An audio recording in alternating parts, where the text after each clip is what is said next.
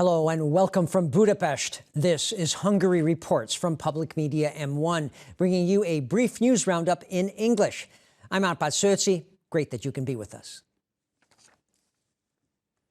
Exactly 2 weeks ago, additional measures to combat the pandemic were introduced in Hungary. Experts predicted that you might already be able to see results during that time. And indeed, things have gotten slightly better. The operational group responsible for fighting the pandemic in the country said that the number of people testing positive for coronavirus is sinking. However, the number of those being treated for the disease in hospitals is still rising. However, any signs of improvement for those hospitalized generally only show up later on, say experts. In the meantime, mass rapid antigen testing continues at educational institutions. Those results will be released next week. The state secretary at the Cabinet Office of the Prime Minister went online to thank those who took part in the country's current rapid antigen mass testing campaign. Csaba Dömötör added that the test is free and voluntary. Teams of testers are carrying out their work at educational institutions. That will mean 2 medical students, 1 administrator and possibly also a driver. Altogether, 370,000 employees have the opportunity to get tested at almost 17,000 locations. We're talking about a huge amount of work. I can thank everyone who's taking part. A shipment of 1 million doses of the drug favipiravir used for treating some cases of coronavirus has arrived in Hungary from China.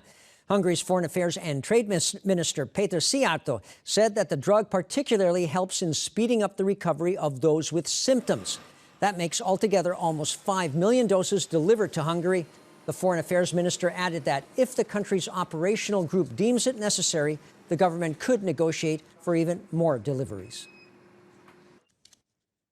Well, more details have been released about the government's support program for renovated condominiums starting in January.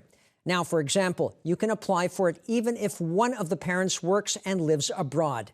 The State Secretary for Family and Youth Affairs, Katalin Novák, said in an online video that the opportunity also exists for single parents who are divorced. If both former partners share the parenting duties, then they can also share in the renovation support payments. Various well-known buildings in Budapest were awash in red light. After all, it was Red Wednesday. The goal of the initiative that started 5 years ago is to call attention to persecuted Christians. Now, many buildings around the world are covered in red light.